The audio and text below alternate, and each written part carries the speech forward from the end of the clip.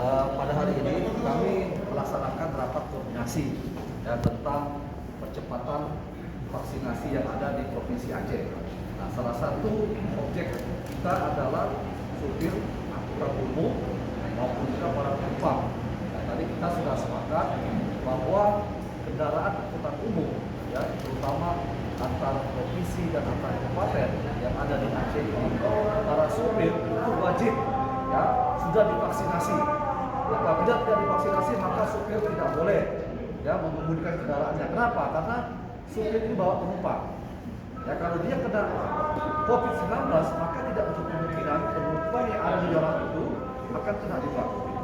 Nah, nanti tindak lanjutnya kami bersama tim akan memberikan vaksinasi di terminal-terminal, pemberangkatan bis, pemberangkatan MPWPU, dan juga di lokasi-lokasi yang lain. Kegiatan ini kita akan membuat SKB bersama. Insyaallah hari Kamis SKB bersama ini akan ditandatangani saya, Yusuf, dan juga Organda, supaya menjadi pedoman bagi seluruh kabupaten dan kota yang ada di Aceh ini. Dan termasuk juga penumpang yang akan ke Pelabuhan Sabah maupun ke pulau-pulau itu kita wajibkan mereka vaksinasi. Ya, jadi untuk kesehatan kita semua. Ya jangan sampai Aceh menjadi zona merah. Itu aja. Gimana?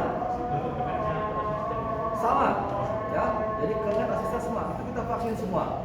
Ya memang kita perlu sosialisasi yang mendalam kepada para mereka ini, karena mereka ada juga yang melakukan penolakan.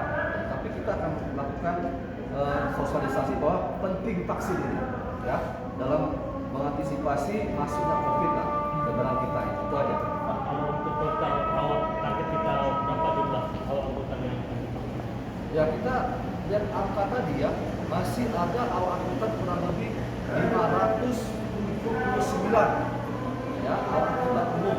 Ya ini baru bis, ya baru bis dalam MPWPU. Kita akan lakukan juga terhadap angkutan barat.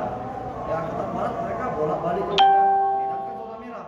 Ya balik ke Aceh, kenalah kawan-kawan kita di Aceh ini. Nah ini termasuk awak angkutan umum dan juga kendaraan angkutan barat. Itu akan kita vaksin.